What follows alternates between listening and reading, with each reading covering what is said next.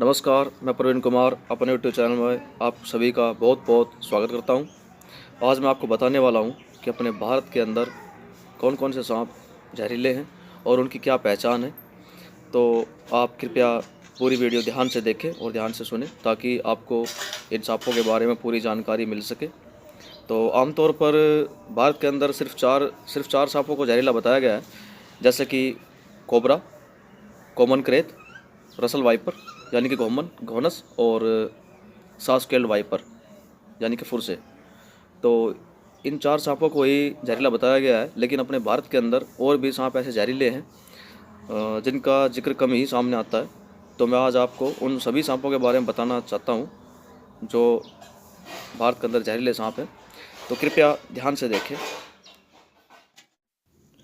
तो देखिए, पहले नंबर पे है इंडियन कोबरा, जिसके अंदर न्यूरोटॉक्सिक वेनम होता है और यह पूरे भारत के अंदर अलग अलग चिन्ह के और अलग अलग रंगों के हिसाब से पाया जाता है। चूहे, छोटे पक्षियों के अंडे, गिलहरी और छोटे छोटे जीवों को यह अपना शिकार बनाता है। इसके एक बार काटने से इसके शिकार का नर्वस सिस्टम डैमेज हो जाता है और धीरे धीरे उसकी मृत्यु हो जाती है। अगर इंसान की बात करें तो जिस इंसान को ये सांप काटता है उसका नर्वस सिस्टम धीरे धीरे डैमेज होने लगता है और 1 घंटे के अंदर इंसान को बेहोशी शुरू हो जाती है और सही टाइम पे इलाज नहीं किया जाए तो 3 घंटे के अंदर इंसान के पूरे शरीर के अंदर जहर पुर जाता है और फिर उसकी मृत्यु निश्चित हो जाती है। ये जल्द ही आक्रामक नहीं होते और इंसान को काटने से बचते हैं।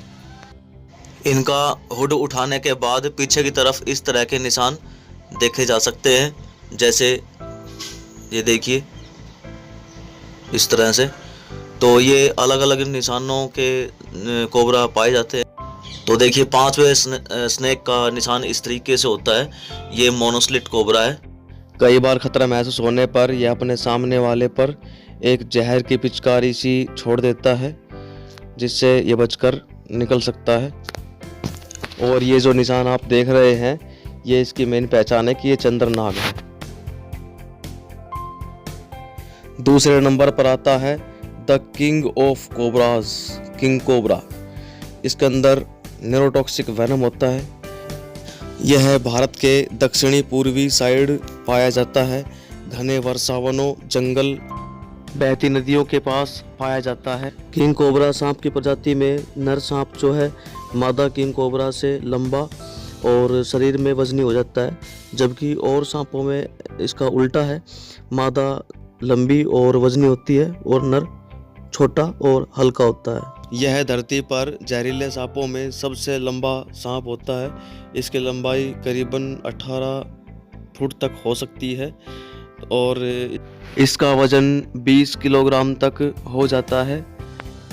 ये देखिए, जब ये अपना हुड उठाता है तो इसके गर्दन के नीचे इस तरह के निशान बने हुए दिखाई देते हैं और ये कई रंगों में पाया जाता है, जैसे ग्रीन, ब्लैक, वाइट, इस तरह के रंगों में पाया जाता है। यह बिना किसी चीज़ के सहारे अपने शरीर के 1/3 हिस्से को ज़मीन से सीधा ऊपर उठा सकता है, खड़ा कर सकता है और इस तरह से एक 6 फुट के इंसान की आंखों में आंखें मिला सकता है। और यही एकमात्र सांप ऐसा है जो अपने अंडों के लिए घोंसले बनाता है। अभी मैं आपको इसके चेहरे की बनावट दिखा रहा हूँ। ये जो आप देख रहे हैं 2 फैंग्स है, 2 दांत है और जो ऊपर ये मसल जो आप देखेंगे, ये जो मसल्स है इनके अंदर अपने दांतों को सेफ्टी के से फोल्ड कर लेता है और इस जगह पे इनको फोल्ड कर लेता है ताकि इसका भी बचाव हो सकता है इससे। और जो ये आप देख रहे हैं ये वेनम ग्लैंड है, जिसके अंदर जहर एकत्रित रहता है और ये कंप्रेसर होता है। वेनम कंप्रेसर मसल्स जो इस नाली के जरिए अपने शिकार के शरीर में इस तरीके से अपने शिकार के शरीर में छोड़ देता है। इसके बाद आता है तीसरे नंबर पर कॉमन करेत, जो भारत का सबसे जहरीला सांप होता है। कोबरा की तुलना में इसका 5 गुना तेज होता है जहर। इसके अंदर न्यूरोटॉक्सिक वेनम होता है और कोबरा की जहर की 5 बूंदें और इसकी जहर की 1 बूंद बराबर होती है और ये ज़्यादातर रात को ही एक्टिव पाया जाता है। इसके काटने पर एक चींटी या एक मच्छर के काटने जैसा आभास होता है। ज़्यादा दर्द नहीं होता, ना ही स्वेलिंग होती है। इसके काटने पर पता भी नहीं चलता। इसकी पहचान के लिए अगर देखें तो इसका शरीर जो है बिल्कुल ब्लैक होता है और शरीर पर इस तरह के जो वाइट सर्कल नज़र आते हैं, डबल पट्टी में, दोहरी पट्टी में नज़र आते हैं। पूरा ब्लैक बॉडी और सफ़ेद 2 सर्कल। तो इस तरह से इसकी पहचान होती है और इसकी आकार ज़्यादा से ज़्यादा 4.5 फुट या 5 फुट के आसपास हो जाता है। इसके कांटे का मनुष्य को पता भी नहीं चलता और 1.5 से 2 घंटे के बाद उसको पेट में दर्द शुरू हो जाता है और धीरे धीरे उल्टियाँ शुरू हो जाती है। अगर समय पर उपचार ना हो तो उसकी मृत्यु निश्चित हो जाती है। ये कॉमन होता है, भारत में हर जगह पाया जाता है। ये दूसरे सांपों को ही अपना आहार बनाता है और चूहे और अलग सांप जैसे ये वोल्फ स्नेक है और कई तरह के सांप जो है छोटे छोटे, जिनको अपना ये शिकार बनाता है और उन्हें पूरा का पूरा निगल जाता है। इसके बाद आता है बैंडेड क्रेत, जो कॉमन क्रेत की ही प्रजाति है, लेकिन कलर में रंगों के हिसाब से बिल्कुल अलग है। इसके अंदर भी न्यूरोटॉक्सिक वेनम होता है और यह भारत के पूर्व साइड में, जैसा आप देख रहे हैं, भारत के पूर्वी साइड में पाया जाता है।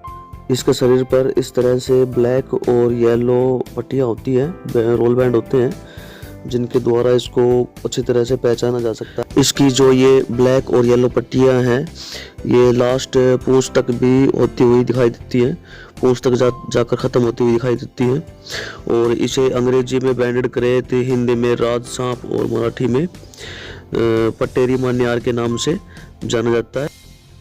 आमतौर पर यह सांप शांत स्वभाव का होता है और जल्दी से किसी को काटने की कोशिश नहीं करता है। इसके बाद आता है रसल वाइपर, जो 5वें नंबर पे है और इसके अंदर हेमोटॉक्सिक वेनम होता है, जो बहुत ही घातक है। इसकी चेहरे की बनावट आप देख रहे हैं, इस तरह से होती है, त्रिकोणा चेहरा होता है और चेहरे के दोनों साइड सफ़ेद पट्टियाँ होती हैं और सफ़ेद पट्टियों से चेहरा ढका होता है और इस तरह से डिज़ाइन होते हैं इसके चेहरे पर। इसका स्वभाव बहुत ही आक्रामक होता है और किसी इंसान को अपने पास आता हुआ देखकर ये ज़ोर ज़ोर से फुफकारने की आवाज़ निकालता है, जैसे कुकर के अंदर जो सीटियाँ लगती है उस तरह से ये आवाज़ें निकालता है और ज़्यादा नज़दीक आने पर ये काट भी सकता है। इसके काटने पर जिस जगह पर ये काटता है उस जगह पर बहुत तेज़ दर्द होता है और स्वेलिंग शुरू हो जाती है, सूजन आने लगता है और अगर समय अनुसार इलाज ना हो तो इंसान की मृत्यु हो। इसका जहर के कारण जहाँ ये काटता है उस जगह पर टिश्यूज़ ख़राब होने लगते हैं, अंदर की मांसपेशियाँ गलने लगती है और टाइम पे इलाज ना होने के कारण वो हिस्सा ख़राब हो जाता है, डैमेज हो जाता है। इसके शरीर पर जो आप ये ब्लैक रंग के सर्कल देख रहे हैं, ये आपस में जुड़े हुए होते हैं और एक चैन की तरह दिखाई देते हैं, तो इस हिसाब से इसको चैन वाइपर भी बोल सकते हैं। इसमें जो मादा होती है वो अंडे नहीं देती, डायरेक्ट बच्चों को जन्म देती है।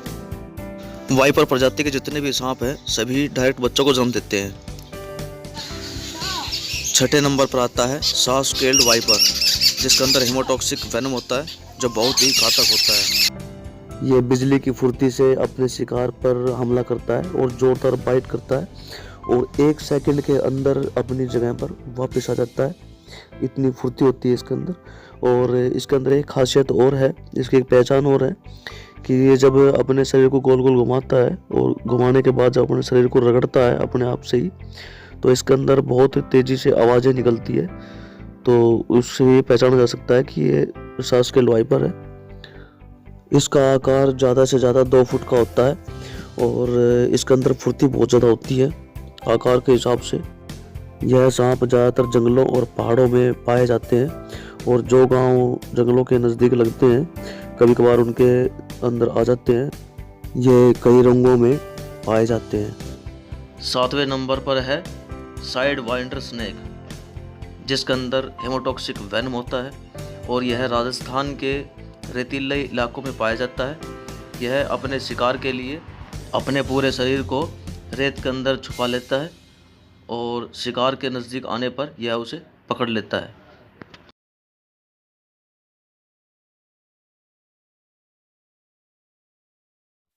इसके बाद आता है ग्रीन पिट वाइपर, जिसके अंदर हेमोटॉक्सिक वेनम होता है। यह भी वाइपर की प्रजाति का है और इसका चेहरा देखिए त्रिकोण आकार का होता है और पूंछ जो है लाल रंग की होती है।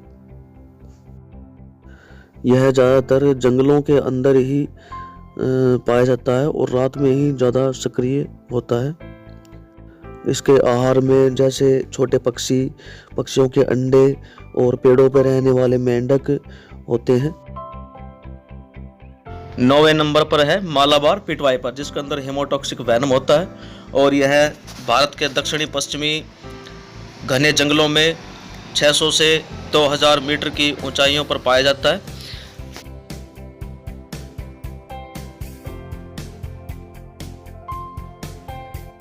ये ज़्यादातर पेड़ों पर ही रहते हैं और पक्षियों को, उनके अंडों को और पेड़ों पर रहने वाले मेंढकों को अपना शिकार बनाते हैं।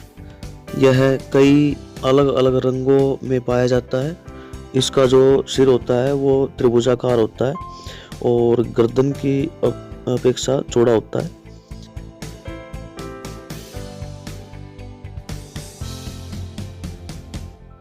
दसवें नंबर पर है हम्प नोज्ड पिट वाइपर, जिसके अंदर हेमोटॉक्सिक वेनम होता है।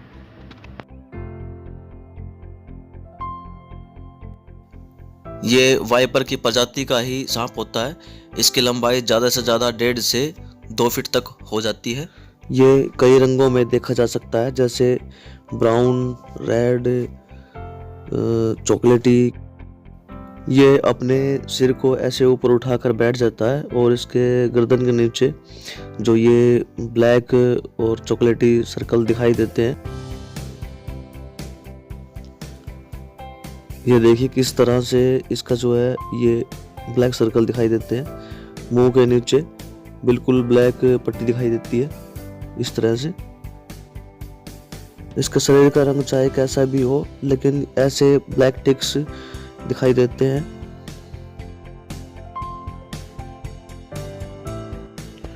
ये चलने में तो बहुत धीमा होता है, लेकिन जब वार करता है और काटता है तो बड़ी तेजी से काटता है।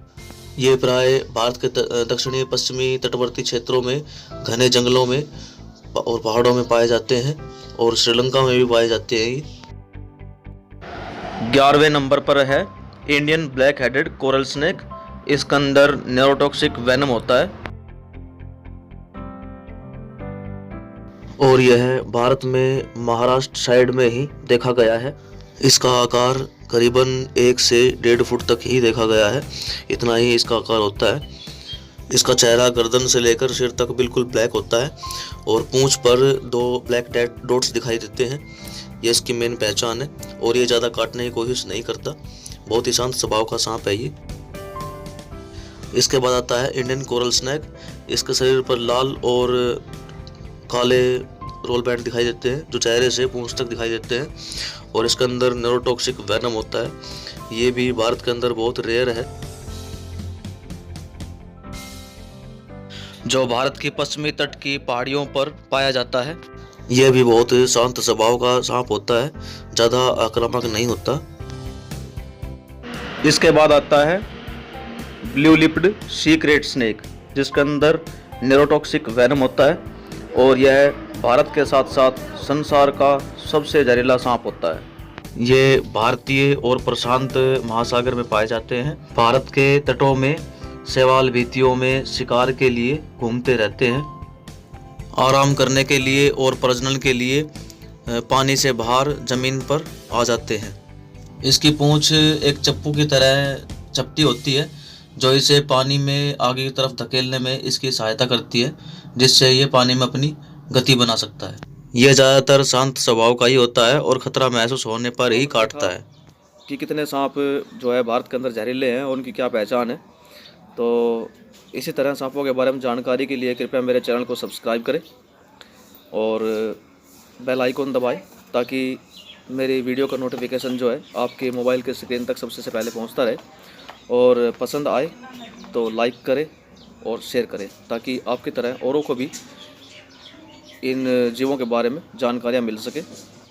तो कृपया इन जीवों को ना मारें, क्योंकि हर एक जीवों का धरती पर कार्यभार बना हुआ है और उसको मारना नहीं चाहिए। तो कृपया किसी भी जीव को धन्यवाद।